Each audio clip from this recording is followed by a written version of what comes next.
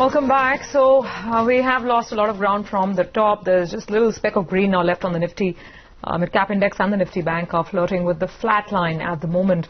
Mayuresh Joshi of Angel Broking is with us. Mayuresh, I want to first start up with a couple of these gas stocks, because Friday and this morning there was a lot of excitement. Both the city gas distribution plays and even stocks like Petronet LNG. Some of that is now changing. What is your view on gas stocks, and which ones do you like? So afternoon, Survi. Again, I think the gas distribution story probably still remains intact over the longer period of time. What you probably witnessed in the quarter and the year gone by, that the volumes have remained extremely stable for these gas distribution companies.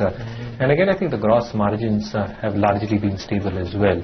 So if you look at the price increases, specifically in terms of domestic gas pricing and the APM pricing, and you compare that with the cost of alternate fuels like petrol and diesel actually moving up substantially higher, though you've seen price cuts over the past 10 days, I think the dynamics in terms of a cleaner fuel and the consumption of both CNG and PNG on the rise is going to abet their volume growth substantially higher. Having said that, if you look at numbers for IGL and GL, you're probably looking at volume growth in excess of 10-12% over the next few quarters and years. What you're probably looking in terms of addition of new cities is going to abet their expansion as well. And individually, again, I think MGL, for example, they're probably adding on 20 CNG stations.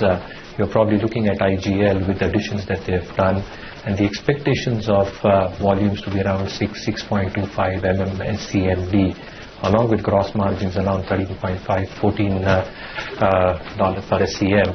I think that's basically going to abet their earnings growth substantially. Similarly, in the case of MGL, for example, you're probably looking at volume probably sustaining around that 3 SCMD mark.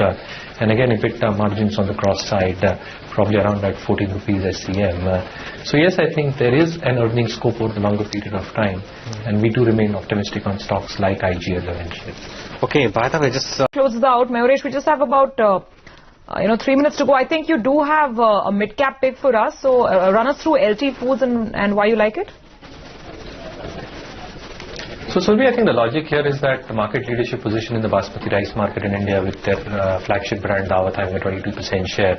Their brand Royal has a market share in the US markets as well. But what you're probably looking in terms of the distribution network, 1,40,000 retail units covering towns of more than 2 lakhs. You've probably got 3,000 odd wholesalers. You've got the modern trade network. You've got multi-channel stores as well. But what you're probably looking in terms of value-added products like the brown cooked rice that they've introduced in medical stores, what they provide to hotel chains and restaurants, they've got a 50% market share there as well. I think the top-line growth around 12% should be quite reasonably achieved over the next few years. What you're probably looking in terms of margins being curtailed in the quarter gone by because of the expansions that they've done in the European and US operations, which also led to higher depreciation. But a large element in the margins being stable around 10.8-11% is probably the best case scenario for us.